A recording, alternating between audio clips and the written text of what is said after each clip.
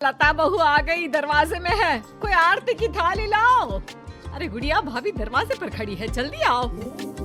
घर पर शादी के बाद लता की पहली विदाई थी। वो ससुराल आती है। बहू की आरती करने के लिए इतनी एक्साइटेड हो रही है या फिर बहू के साथ आए सामान की है? सब जानते हैं। अरे लालची समझ रखा है क्या? अरे घर में अगर दो सामान आ भी जाता है तो तुम्हें क्यों खुजली हो रही है?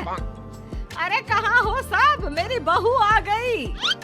सास थाली लेकर दरवाजे पर जाती है, जहाँ सामने एक भैंस खड़ी होती है। माँ, भाभी तो है नहीं, भैंस है, बोलो तो कर दे आरती। भैंस? भैंस कहाँ से आ गई? तभी लता आ जाती है। तो क्या है ना, पापा ने कहा है कि जा रही हो तो भैंस भी ले जाओ, वहाँ ससुराल में लोगों को दूध दही का फायदा हो जाएगा ना। तो ले आए हम। अरे वाह, कहाँ तो बूंद बूंद दूध के लिए तरसते थे, अब तो नदियाँ बहेंगी, नदियाँ। लेकिन ये भैंसिया खड़ी कहाँ होगी? रुको, तुम्हारे ससुर से पूछते हैं। सास अंदर बैठे ससुर को आवाज देती है। आज ही सुन रहे हो, बहू का ये सामान कहाँ रखना है और ये कहाँ रहेगी? ससुर जी से पता ही नहीं कि दरवाजे पर भैंस खड़ी है। अरे करना क्या है, वो ऊपर का कमरा ही तो बनवाया था ना, वहीं रहेगी और कहाँ जाएगी? हैं? ऊपर के कमरे में रखे? अरे लेकिन इतना ऊपर चढ़ेगी कैसे? अरे पैरों से, और क्या पंख उगाना है? बड़ी ही गंवार औरत हो तुम। और अब बहू आ गई है, जल्दी से अंदर ले आओ आरती करके, हम नहाने जा रहे हैं। बाहर आए तो नाश्ता मिल जाना चाहिए, फिर मिलते हैं बहू से। ये बोलकर ससुर तो चले जाते हैं, लेकिन सास सोच में पड़ जाती है कि भैंस को ऊपर पहुंचाए कैसे। खैर, काफी मशक्कत के बाद भैंस को छत पर चढ़ा दिया जाता है।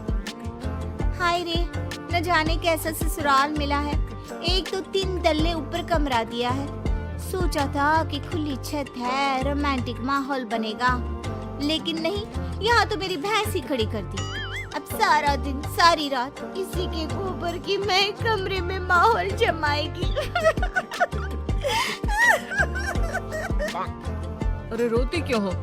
जानती हो ना, घर में पापा का ही राज चलता है। अरे मुझे खुद समझ में नहीं आ रहा कि कैसे पापा ने ये भैंस छत पर चढ़वा दी। खैर, चेंज कर लो, नीचे चलते हैं नाश्ता करने, हमें बहुत भूख लग रही है। सभी नीचे आते हैं नाश्ते के टेबल पर। और बताओ बहू, घर पर सब कैसे हैं? पिताजी को बोलते तो वो भी आ जाते, इसी बहाने मुलाकात हो जाती, और वो भी देख लेते कि कितनी शानदार व्यवस्था की है हम लोगों ने तुम्हारे रहने की। कमरा पसंद तो आया ना बेटा? हाँ पापा जी, बहुत, लेकिन वो भैंस। कौन सी भैंस बहू? वैसे भैंस से याद आया, तुम लोगों के मायके में तो भैंस ही भैंस है, तो कम से कम तुमने भैंस की सेवा, दूध निकालना, भैंस को नहलाना, ये सब तो सीखा ही होगा ना? बहू ससुर के सवाल से एक्साइटेड हो जाती है। सीखा? अरे हाथ में जादू है हमारे।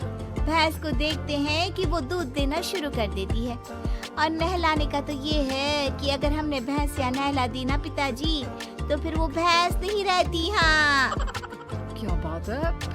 फिर क्या बन जाती है? बकरी? चुप। मतलब कि हमारे हाथ में इतना जादू है कि भैंस भैंस नहीं, रंग खिल कर ना उसका बतख की तरह सफेद हो जाता है। अरे 1 घंटे में 75 भैंस नहलाने का रिकॉर्ड हमने बनाया था जी एक बार। हाँ, ये सब तो ठीक है बहू, वैसे भैंस दूध कितना देती है? बहू फिर शेखी में आ जाती है। वैसे तो क्या है ना माँ जी, देती तो सिर्फ 4 किलो सुबह और 4 किलो शाम को, लेकिन जब मैं दूध निकालने बैठी हूँ ना, तो प्रेशर में 10 किलो सुबह और 10 किलो शाम को देती है।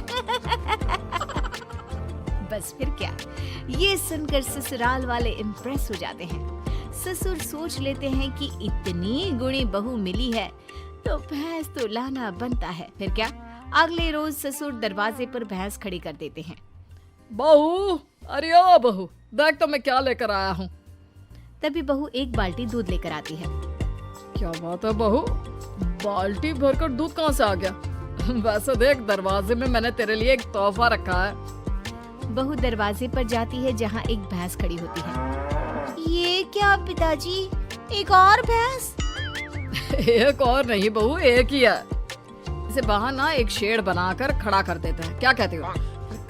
हाँ हाँ पिताजी सही कह रहे हैं, क्यों नहीं। वैसे भी ऊपर ना अब जगह कहाँ है, वहाँ तो। बहू बात पूरी करती कि सास आ जाती है। बहू ला दे बाल्टी, मैं आ रही हूँ।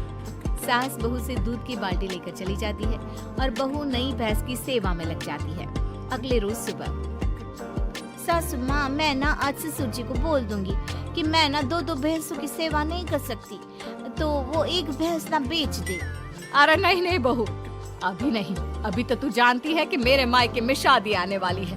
दूध के भाव कितने महंगे हैं, तो कुछ महीनों के लिए दोनों भैंसें संभाल ले, फिर बात करते हैं।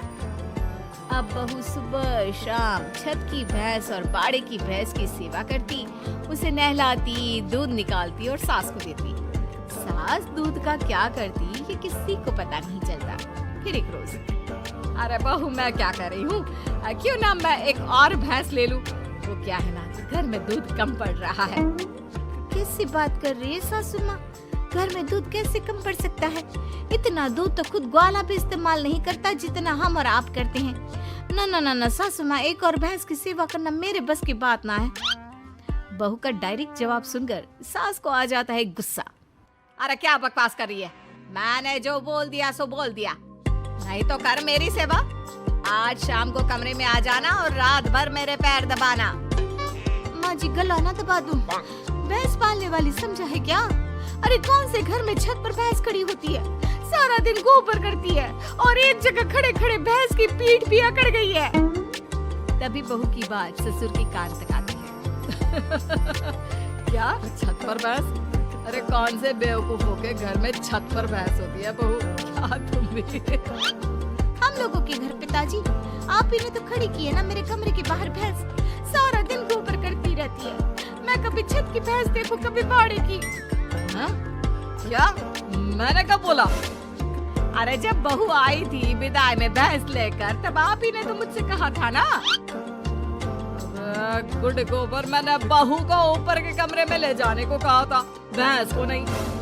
भगवान, बड़ा पागल लोग हो। जल्दी उस बेचारे मवेशी को नीचे ले आओ। सास फिर बेटे के साथ मिलकर भैंस को नीचे ले आती है। मुझे पता होता कि छत पर भैंस है तो मैं ये दूसरी भैंस कभी ना लाता। पर माँ जी को तो पता था ना, उन्होंने आपको नहीं बताया। वो तो तीसरी भैंस भी लाने की बात कर रही है। अरे वो तो मैं दूध बेचने का बिजनेस करने की सोच रही थी, इसलिए। सासू माँ प्लीज ऐसा कुछ भी ना सोचा करे।